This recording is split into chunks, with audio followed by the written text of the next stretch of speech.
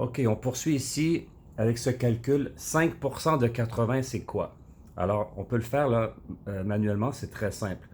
On a dit 5, et là, 5%. On recule la virgule qui est ici, là. 5, c'est la même chose que 5.0, hein? C'est la même chose. On recule la virgule de 2, donc on amène notre virgule ici. Donc là, on rajoute un 0 parce qu'on a reculé de 2.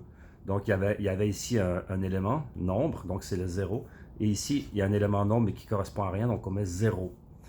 Alors, 5%, c'est la même chose que 0,05.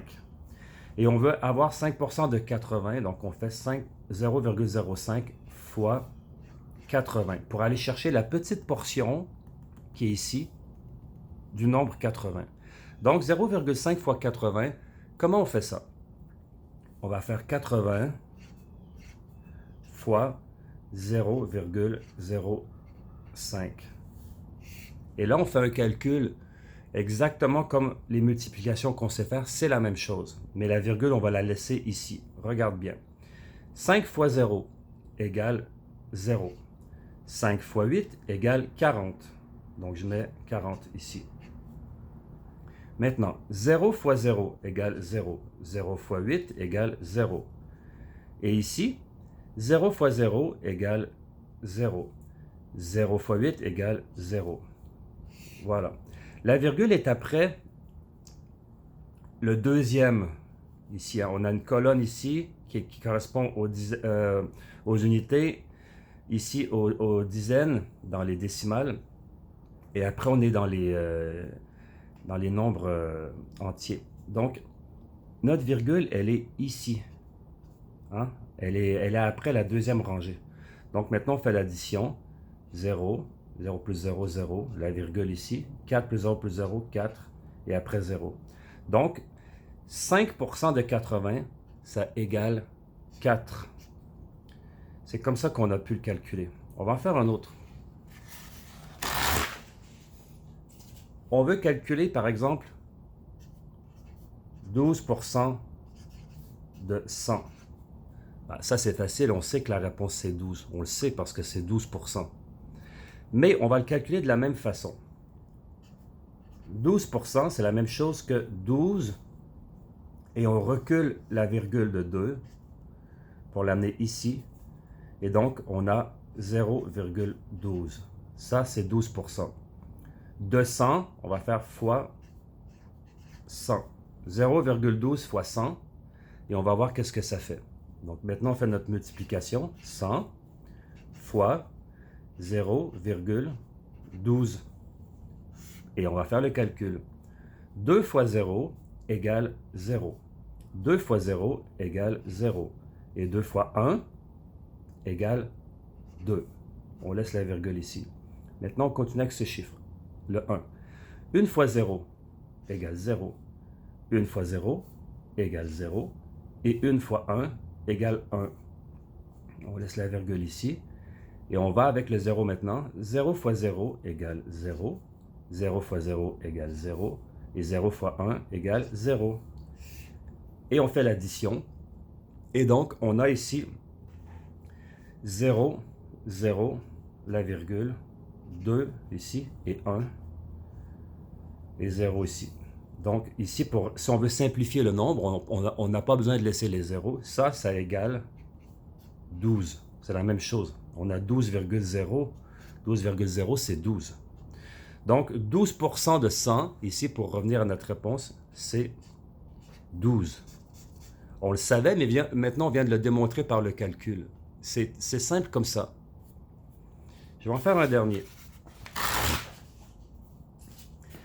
On va avoir 33%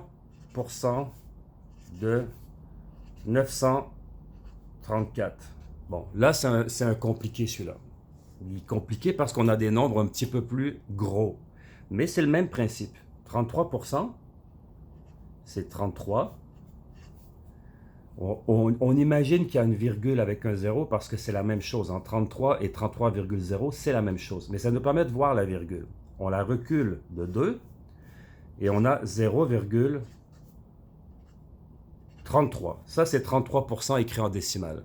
De On va multiplier 934. Donc, pour avoir 33% de 934, il faut faire 0,33 fois 934. On va le faire ici. 934 fois 0,33. Et on fait le calcul. 3 fois 4, 12. Je mets le 1 ici. 3 fois 3, 9. Plus 1, 10. Je mets le 1 du 10 ici.